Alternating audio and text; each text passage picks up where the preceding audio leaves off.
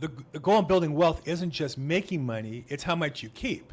And that means you have to watch expenses to have a profit. It also means you have to watch your taxes and or tax strategy to keep as much as you can. And while most people in real estate who are professionals and many investors know about certain strategies, 1031 exchanges, for example, I came across a strategy a few years ago that has gained acceptance, gained popularity, gained, I think, effectiveness.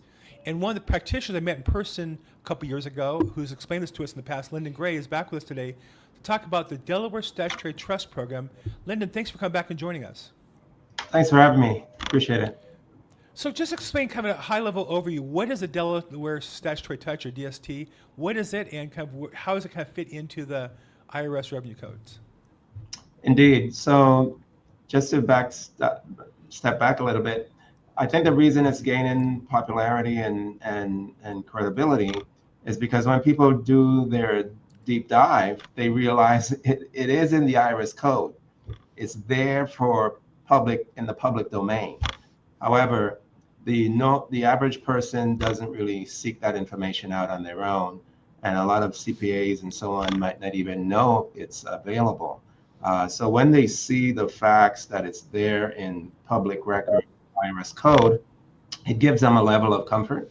And then when they move on to the players in this space, they're the players that bring the DST to market. They're the big institutional real estate owners of assets. So when we patronize our local Whole Foods or Trader Joe's or CVS's and stuff, these properties are owned by these multi-billion-dollar real estate players. So when you drill down to that, from that level, you realize they have the inventory and they have the scale to bring that inventory to market. So when this law was passed in 2004, they basically realized, okay, let's carve out some of our portfolios and provide it for that mass affluent demographic, that older client coming into looking to scale down, looking to lessen their headaches, especially in high tax states, New York, California, et cetera. And this California, for example. Exactly. With the laws that are coming out of Sacramento, they're so one-sided. The owners of these assets are just about had it up to their eyeballs in basically inertia and laws that seem so redundant and favor just the tenant. So when you put that all together, you realize as an agent who's out there in the field facing these clients with multiple assets, older generation, that's a tool for their toolkit to overcome that objection. I don't want to sell because of the taxes, because they don't wish to just sell that asset and do another 1031. Then this is a tool that agent can come up with and say, look, this is an option that's in the books, it's legitimate, let's explore it, etc. When this law was first passed, I think one of the reasons why it doesn't have more following today is, like many things, there's a new thing and people rush in the market and oftentimes aren't good players, they didn't have the scale, they didn't have the compliance, they didn't have the the risk that they have to, that if they went bad, that they would affect their brand. And what's happened, I think, over the last 5 years, 7 years, is as these bigger institutions say, hey, we can do that, and we can trade on our good name or leverage our good name to make investors feel comfortable with our track record. And over time, these investments have continued to be good. So the thing that's interesting, though, is you're not talking about a particular class of product. You're really talking about the tax strategy, but it can be applied to a variety of real estate products. So as an investor, if I'm selling property, commercial, multifamily, industrial, and want to get into a less hands-on, maybe less risk, reasonable reward, less risk property, what kind of properties are available? What's the menu look like of choices I would have looking as a DST as an alternative to a 1031 exchange? The menu out there, it runs the gamut from A to Z. However, the big players in the space, like you mentioned, when this law came out, some of the hype around it has attracted some nefarious actors, perhaps. and didn't have the scale and the breadth to really do these transactions successfully. But the to eliminate or to mitigate the bad times in the economy and so on, you want to stick with the necessity-based portfolios, meaning the grocery anchor, the senior living. These are necessities, the kidney dialysis centers, et cetera. So when there's a bad downturn in the economy, these are needs-based institutions as opposed to wants. So the wants are your raw store, your things you want but you don't need. So when we had COVID, for example, there was the moniker essential services was so prevalent because there's a reason that essential services was out there. The grocery stores were allowed to stay open. The medical facilities were allowed to stay open. So if you're a landlord to these players, they are paying their rent like clockwork because they're essential. They're not closed. So you stay with those players if you're putting a portfolio together. You stay with the A-class amenitized multifamily assets that are right next to major universities or employment zones, et cetera. Why? Because those tend to attract a much healed client. Where during COVID, that client, that tenant was able to roll out of bed, turn on their Zoom call, and be productive. Even though they could go out and buy their own house if they wanted to at 24, 25, look at working at Facebook or some of the big tech companies and so on.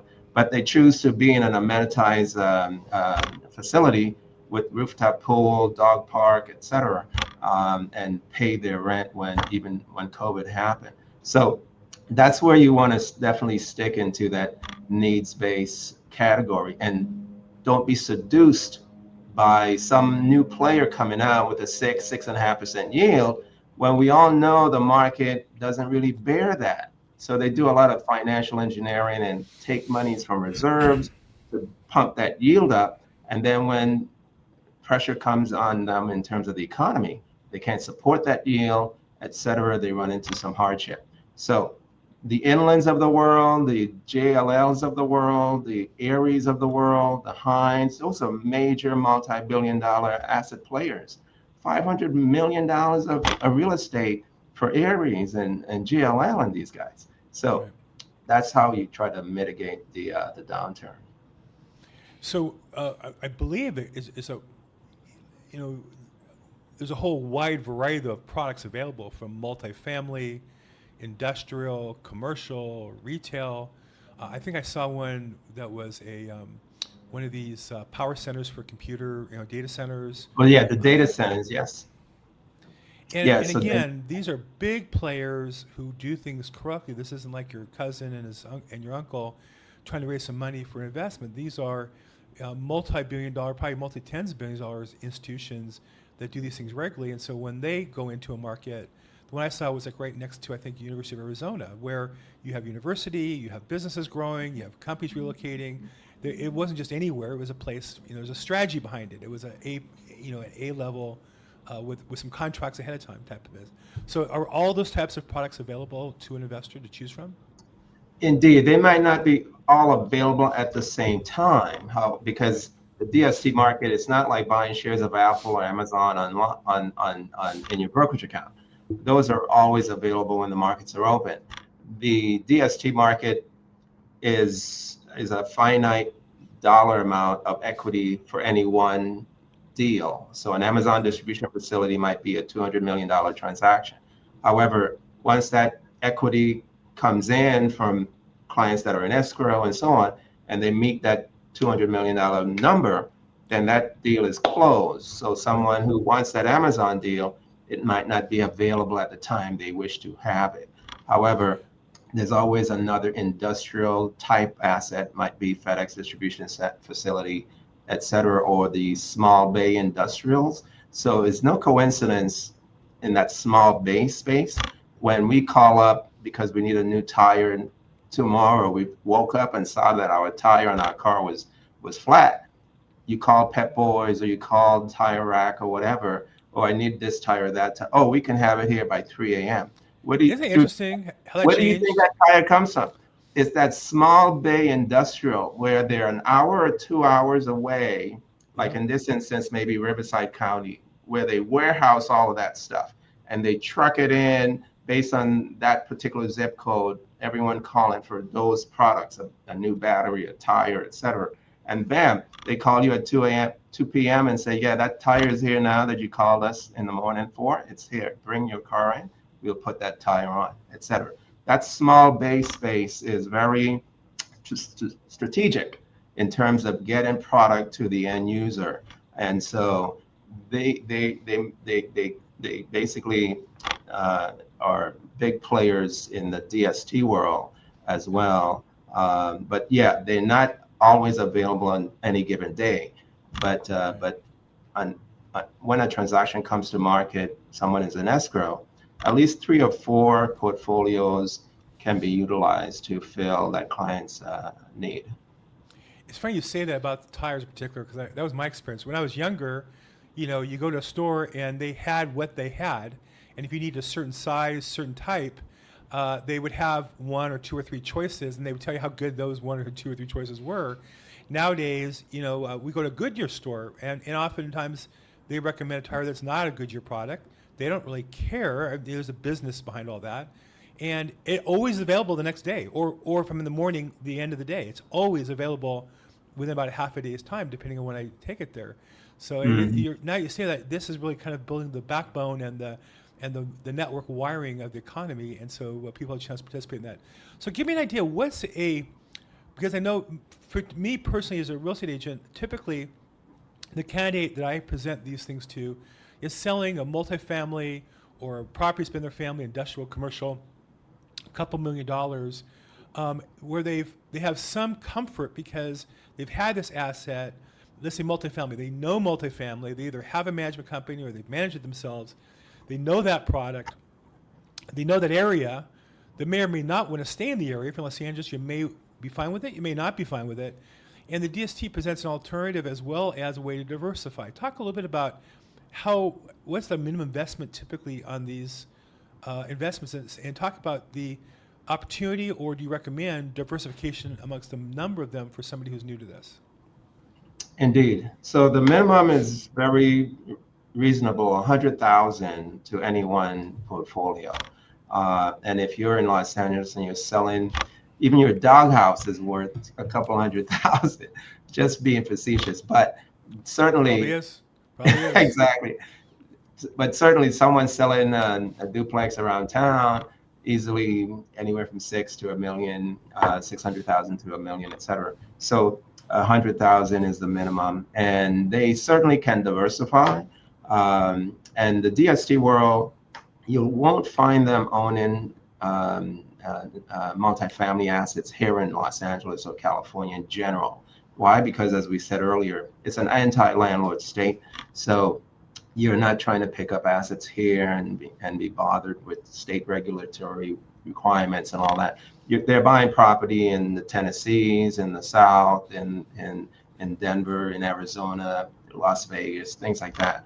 They're But you more did show friendly. me a good deal a couple years ago near USC, some student housing Yeah, that has some so unique characteristics. The Opportunity Zone, it was near USC, very high end, at a time when they were bringing a lot of international students. I don't know how great that investment would be now with potential changes, but there are multifamily for somebody who's so interested in those kind of properties. yes, there are multifamily assets. That particular USC property is an inland property, and that's specific to an opportunity zone. Mm. So the opportunity zone, believe it or not, the census, when the bill was passed in 2017, they took the 10-year census 10 years earlier. So around USC was one big opportunity zone. So when that property was given the go-ahead to be built, Inland came in and basically aligned themselves with the builder and said, yes, we will sign a letter of intent to buy this upon completion, et cetera, et cetera. So now that asset, I viewed it a few months ago. It's very awesome. It's not a walking distance from the campus.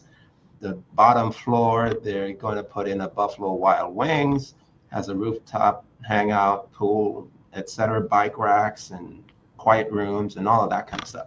So yeah, the multifamily space is certainly one that's mostly in those other states I mentioned when it comes to the DST world. But in the opportunity zone world, that's uh, that's the one exception because student housing is very turnover. No one is staying there for 5, 10 years like a Right. multifamily and exhausting the rent control laws. These guys are moving out. At least a third of the portfolio turns over on an annual basis, graduations, transfers, etc. And then that other third comes in and fills those up, and they bump the rents 3, 5, 6% depending on the marketplace. But yes, you do have multifamily assets, and that gives clients a good way to diversify outside of California and own in other areas where the cap rates are better, the cash flow is better, and they're much more friendly to the owners. So somebody who's selling a multifamily here in LA and they're maybe netting $1.5 million, of which, let's say, just hypothetically, 1.2 million is a taxable gain, and wanted to reinvest that money into something that's going to defer the taxes. Could they buy theoretically 12 different $100,000 investments? Is that a strategy, or they can find 3 or 4 they like and buy $300,000 or $400,000 of each? Is that do people diversify, or do they need to put the money into one particular investment? No, for something that size, 1 to 2, 1 to 4, I certainly would suggest 3 to 4 different portfolios, Mm-hmm. 300 here, 400 there, and so on. Um, and you can have a multifamily, an industrial with an Amazon distribution facility, a small bay industrial, like I mentioned. Senior living is a good niche as well within that under that multifamily umbrella. I did a transaction with senior living, 3 properties in 3 states: Tennessee, Missouri, Arizona. Was cash flow about 4.5% at the time. And so, yeah, those three. And then another area could be self storage that could kind of fill out that space where you have diversification geographically in multiple states, 3 to 6 states perhaps, and then you have geographically diversification in asset type: industrial, multifamily, senior living, self-storage. So you can certainly give yourself a good portfolio like that. Talk about the mechanics. Somebody sells a property, they're in escrow, they know they're going to end up with about, like I said, use that example, a $1.5 million property. Their cost basis is 300,000, so they have about 1.2 of potential taxable interest that they want to defer. In a 1031 exchange, we get an exchange company who acts in the middle, and basically the money goes to the exchange company, and then the exchange company in turn buys the property on behalf of the client. What does it look like for DSTs? So basically, the accommodator has to be introduced just for all the real estate professionals out there. They know what, even if they did a traditional exchange, they have to have an accommodator added to that transaction. So that's no different with a DST 1031.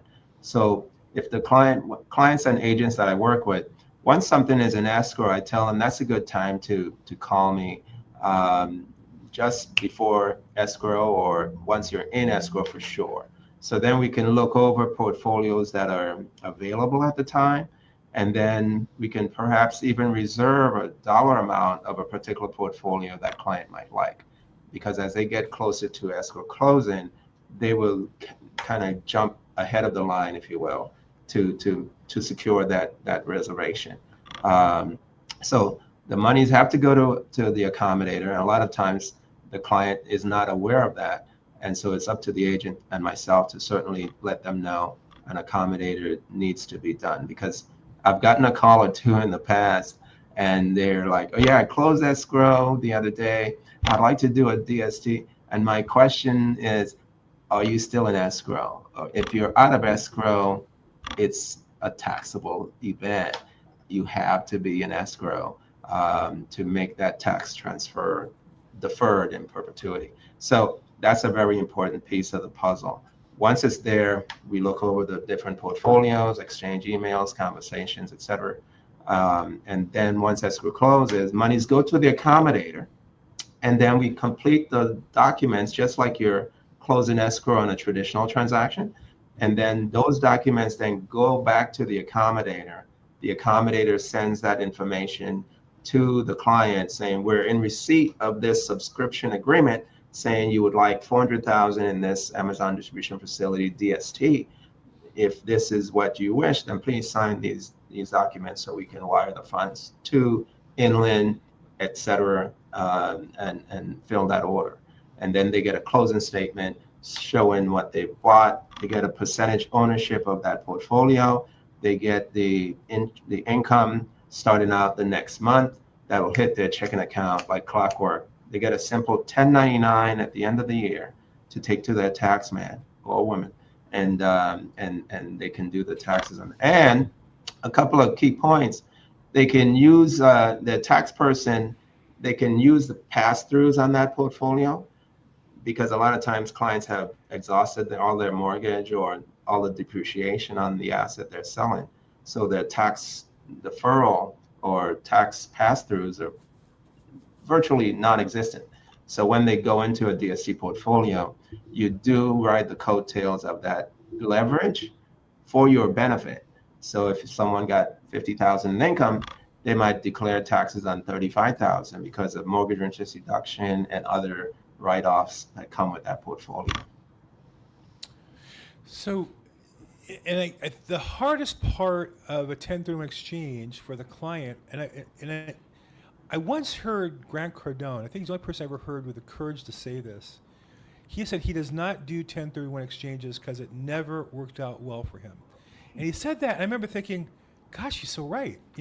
It sounds great on paper. It looks great on paper. I could take my multifamily and trade all the money into this other property and pay no taxes. That sounds great. In reality, you got to identify property, which is the hard part, because you made your money probably buying the property at a really good deal. And now, when you're coming in as a 1031 exchange, you're going to pay the full market price at best for that deal. And that's if it closes. That's if you do due diligence and decide to move forward. And it's funny, what Grant said was, I would identify 3 properties. One I loved, one I was okay with, the one, because I could only find 2. What always happened was the one I loved turned out there was a problem. The second one that I was okay with also had some problem, and I always ended up in a third property that I never would have bought but for the exchange, and therefore my return was lower on all this money I had made. And as a result, he's I think recommends against it. That's my experience as an agent. I've never had a customer close into their first choice within the timeframes provided. And if I'm just trying to think if I ever have one. And if I have, I'm sure it was just a race to get them to decide, because it's not, you only have a certain amount of time to do that. Talk a bit about the process on a DST. If I am in escrow to sell my multifamily, and let's say we clear contingencies, we're closing in 2 weeks, 3 days, is that a reasonable time to find them? And like you said, you could reserve some, because what you don't want to do is, I guess, identify some, find out they're closed out, and have a tax issue in your hand. So what does that time process look like? So you still have the same 45-day and the 135 to close. The thing about the DST and what makes it attractive, if you don't have the stress of trying to find a portfolio or find another property, get it financed, check the title and all of these kind of things, get it inspected and all that for the land or termites and all that. That stuff has already been done. It's analogous to you going to a restaurant and you're looking at the menu and you see the fish, the meat, or the veggie entree. They have all that stuff in the back ready for you to give your order. They don't have to go out and get it. So same thing when you come to a DST provider like myself. That person is an escrow. I tell them what portfolios are available. They've already been vetted. They've been financed. They're on the shelf waiting for clients to close escrow and look at these options for their tax deferral DST. So once they reach to that point, no problem in finding the portfolios, multifamily, et cetera. You might not find the self-storage that you wanted to get that was out 2 months earlier because now it's been all gobbled up. But certainly there are other portfolios that can fill the void to make sure you can identify something within that 45 days. So it's much easier in the ID process and then the closing process as well, because the closing process is all about completing some documents. And then if you had debt on your property you sold, you don't have to worry about it in the DST world, because the portfolio you go into with debt basically absorbs your debt coming in and makes you 100% tax deferred. So that's the beauty about the DST world. The debt on your FICO score now drops off, your FICO score goes up. The debt now is Inland or Hines or JLL or Ares. That's their debt. You're just on there as to absorb it. And these providers are in the business of developing these projects regularly, because that's really their business, right? They're not just investors. This is their mode of investing. They put these projects together, they keep a piece, they get a piece to manage, and they do the next one. And so I think the difference there versus going to the market looking for a replacement property is, there's a market of replacement properties. And I think if I had to summarize it, if I had to summarize our discussion, I would say, I don't think the DST is as good as the 1031 in theory. It just is in practice. And I think that's number one. And number two, I think that the 1031 might be more appropriate if you're early in your career and trying to build up a portfolio of properties that are in a niche that you want to dominate or manage. But if you're at the tail end of your career or you inherit a property that's not suitable for you, the DST gives you a way to get a good return without the risks and the headaches and the management requirements of the 1031 exchange. And so again, there's trade-offs here of what you're getting, but I think it's a fascinating opportunity that I've presented to customers of mine, and some have looked at it and moved forward, and some haven't. And I think that's the key, is to have those options and get the best option for you.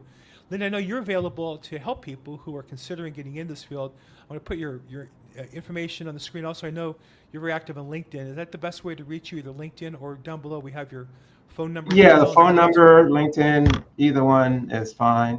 And I will say this: I speak to realtor associations or company offices, whether it's Compass in Beverly Hills or KW. Hey, that's competition. Don't do that. Okay, pardon me, or KW. I have a lot of friends there. No, I'm just friendly joke. I'm kidding. But I always preface it by saying, yes, the DST is not for everyone. I am not trying to tell an agent to do DST if they have a traditional 1031. By all means, you do your traditional 1031. That's your moneymaker. You sell this property, 1031 into another, etc. This tool is for that demographic that's older, ideally, and is just tired of being hands-on. They've built their wealth. They have 10, 12 properties around town. They're 75 or 80, etc. They're looking to scale back, and their grown son and daughter does not wish to inherit those assets and manage them themselves either. They have their own careers, they're living in other states, etc.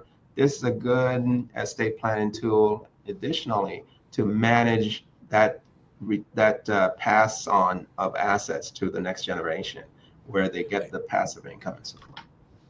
I think the other scenario is for somebody who has made money here in LA and is either looking to move for personal reasons and or diversify or move out of Los Angeles. How do you do that? Well, one way is, yes, you could take a huge chunk of money and buy a property somewhere else. You also can invest with somebody else along them and watch their numbers and watch their procedures and watch their mistakes, if that's the case, or watch them, how they resolve the items. And so for me personally, I was looking to get into multifamily. I invested as a limited partner in Texas and Florida. And the one thing I learned was I don't want to be involved.